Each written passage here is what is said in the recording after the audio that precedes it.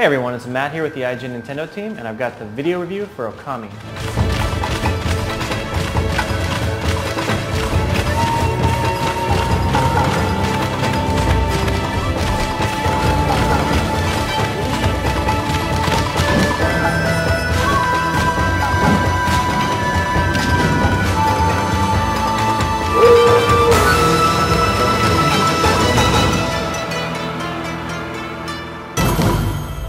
The critically acclaimed Okami started its life on PlayStation 2 about 2 years ago, and Wii owners like myself have really wanted it on this system ever since. It's perfectly suited for Nintendo's console, and frankly, I'm really glad it's finally here.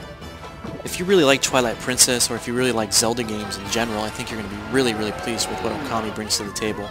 It is, like Twilight Princess, an epic adventure game, filled with quests, filled with challenges, filled with combat, and there's just so much to do and see that you're going to be kept busy for hours and hours. Really, dozens of hours. The game will run you about 30 plus, at the very least.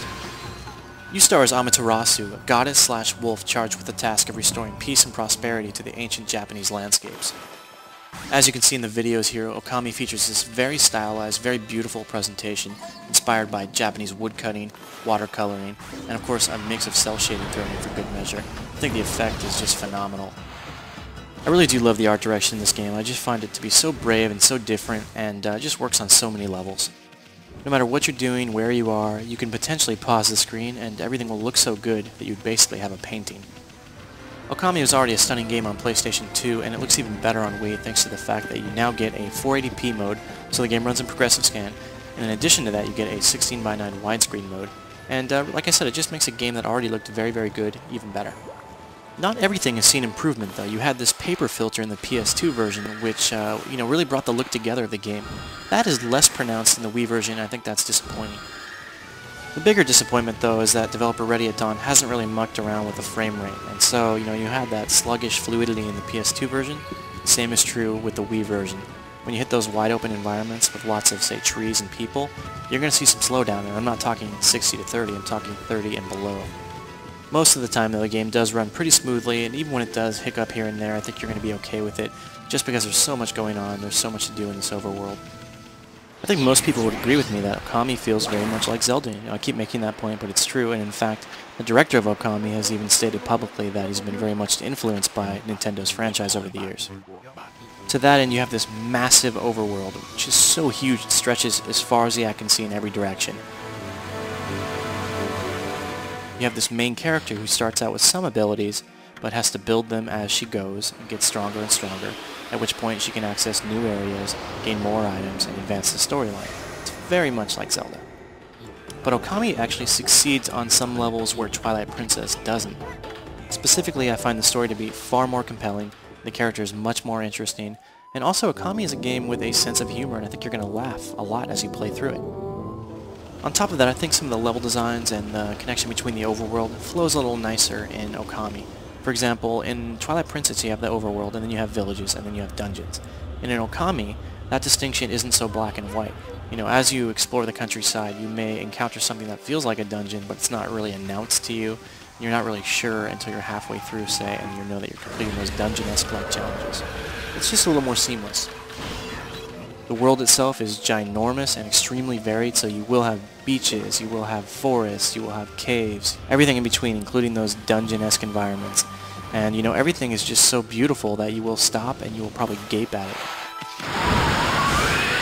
Of course, combat plays a big part in Okami, just like Twilight Princess, and I think, if you didn't like the waggle in Twilight Princess, you're probably not going to like the waggle in Okami either, because it's very similar. That being said, I find that combat works pretty well with the Wii Remote. You just shake the peripheral to deal out attacks while fighting, and you can string together combos too if your timing is just right. Unfortunately though, not everything's working perfectly, and case in point, you have a dodge maneuver mapped to the nunchuck, and that only works about half the time, if that. And you can see in this video as I try it. Up, down, left, right, up, down, left, right. How many times did that work correctly? 0. I think it's important to note though that dodge maneuver is not standard. You can buy it if you want to, however it's not necessary to complete the game. Still, given the choice, I would take Okami on Wii for a few reasons, and I'll tell you why. 1, 480p, 2, 16:9 widescreen, and 3, the brush techniques. Handled with the Wii Remote, they're just so much better than using a traditional controller, and I frankly cannot go back to an analog stick. Playing Okami with the PS2 was a slow, meticulous process when you wanted to draw on screen with the brush, because you were, limited to the speed of the analog stick. With the Wii Remote, you're going to find yourself busting out moves so quickly you're going to be able to use it in combat more effectively, and even the process of solving puzzles is going to be sped up because of this. And because the Celestial Brush plays such an important part in the game, you will use it all the time. Whether you're drawing the sun in the sky, bringing the moon down, drawing bombs, drawing slices through environments or enemies, or just using it effectively in combat, using wind, doing whatever you have to do to defeat the enemy. I think showing you some video here is just going to prove to you beyond any doubt how well it all works, so if you would, just take a moment and watch some of this footage.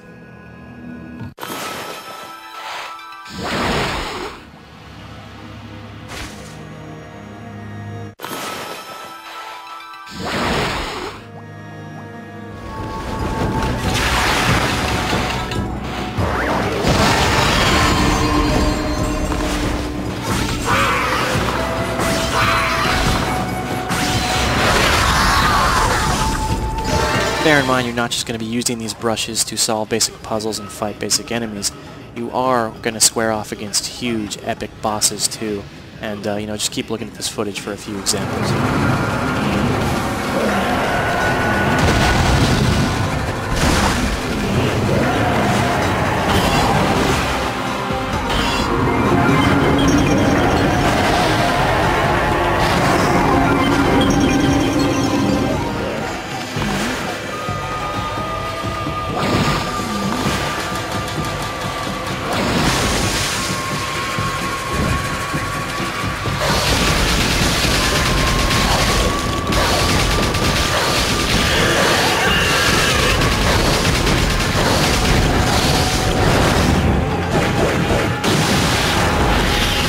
I think Okami really successfully emulates that Zelda experience, both the good and the bad.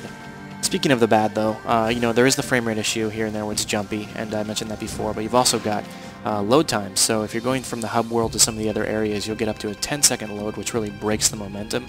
And on top of that, the adventure itself definitely features some annoying fetch quests, which I know will turn some gamers off. Even with a few complaints though, Okami definitely arrives on Wii as a welcomed addition to the library.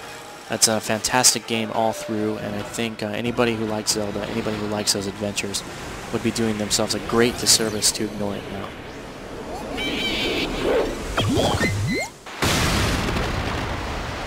Okami's a lot of fun, and I highly recommend the game. For our full written review, check out IGN.com.